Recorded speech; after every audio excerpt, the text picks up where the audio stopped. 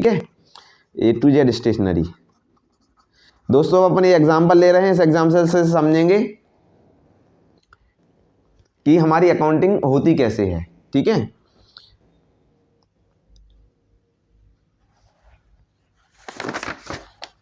A to Z stationery रख दी और उसके पापा ने उसको दिए 50,000 रुपये। कितने रुपए दिए? 50,000। 50,000 रुपये दिए और उसको बोला बेटा इस 50,000 रुपये में तेरे सारा धंधा करना है, इसी में तुम्हें जो है फर्नीचर खरीदना है, इसी में तुम्हें रेंट पे करना है, इसी में तुम्हें माल खरीदना है। माल में क्या खरीदोगे? Stationery, books. स्टेशनरी में क्या क्या खरीदोगे? बुक्स खरीदेंगे और क्या खरीदेंगे?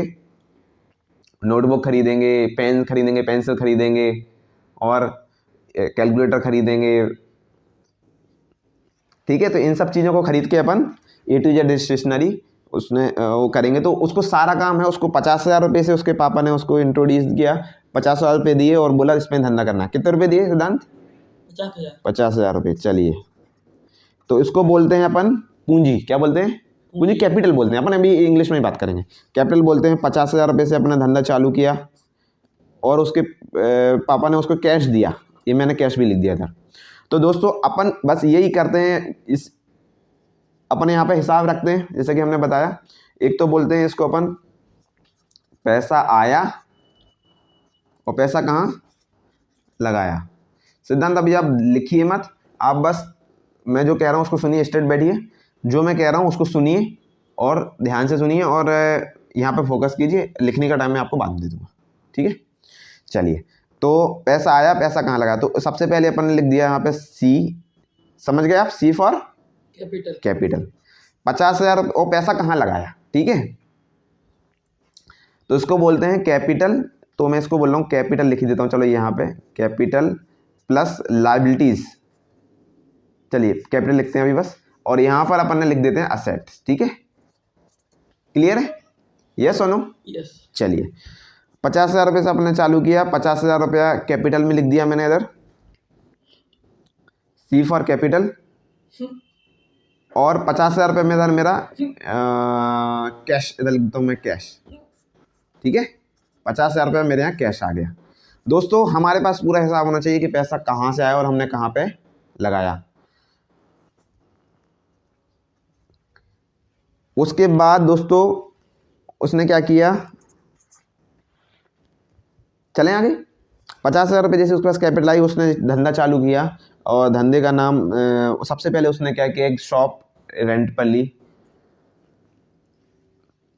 कोचिंग क्लास के पास में उसने शॉप ले ली कि भाई जहाँ पर ज़्यादा स्टूडेंट आते हों, कोचिंग वगैरह पढ़ने आते हों, और तो साथ के साथ वहाँ पढ़ने आएंगे, उनको जो ज़रूरत रहेगी नोटबुक खरीद लेंगे, जो भी चले नोटबुक, रजिस्टर्स और आपके बुक्स, सारी चीज़ जो भी लगेंगी, पेन पेंसिल जो भी लगेगा उनसे खरीद लेंगे। तो उसने एक रेंट दिया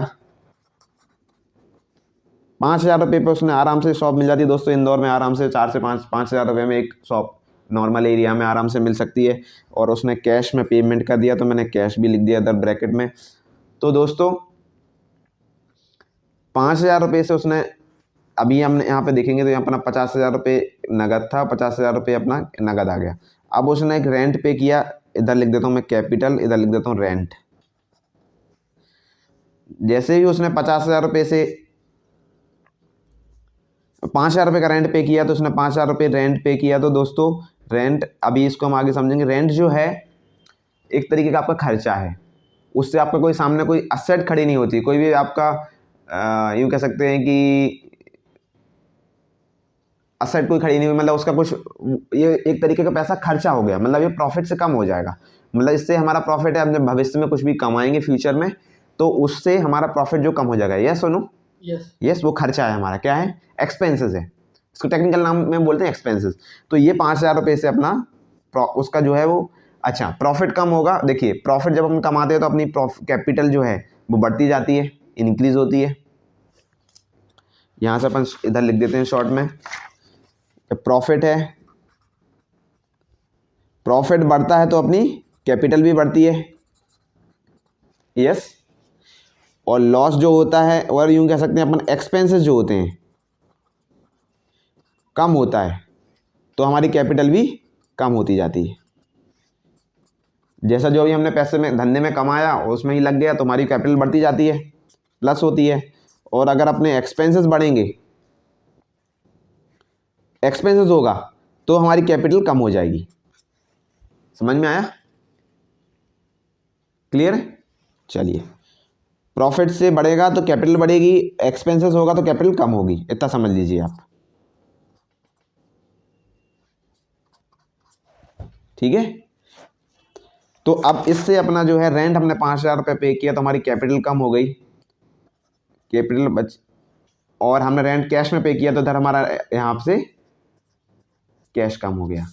कैपिटल हमारी कितने की बची? 45,000 रुपये की, और कैश हमारे पास 45,000 बच गया। आज की डेट में अगर इसके पापा आ जाते हैं, निशु के पापा, उसको पूछते हैं कि बेटा बता 50,000 रुपये का क्या किया, तो वो उसको क्या जवाब देगा? पापा 5,000 रुपये रेंट पे कर दिया, 45,000 रुपये कैश बचा है, तो 45,000 रुपये मेरे पास बचे। उसके पास हिसाब देने के लिए हो जाएगा। दोस्तों यही है अकाउंटिंग, सबसे सिंपल चीज़ है, कुछ भी डिफिकल्ट नहीं है।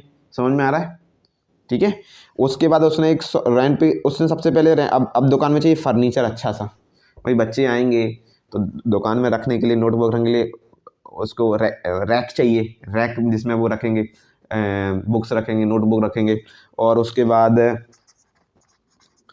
फर्नीचर लिया, तो उसके लिए अपन को क्या चाहिए? फर्नीचर। 5,000 रुपये में नॉर्मल फर्नीचर मिल जाता है, कैश में हमने पेमेंट किया। तो दोस्तों 5,000 रुपये का अपन ने फर्नीचर ख़रीदा। तो अब देखते हैं अपनी, इसका हिसाब रखते हैं, कैसे रखेंगे? फर्नीचर ख़रीदा तो 5,000 रुपये आपने यहाँ से 5,000 रुपये का फर्नीचर अपने पास आ गया। 5,000 रुपये अपन ने कैश से पेमेंट कर दिया, तो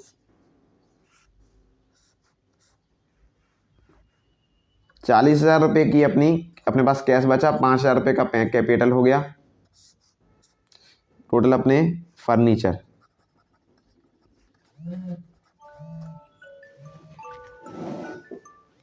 इसको तो कम करना है,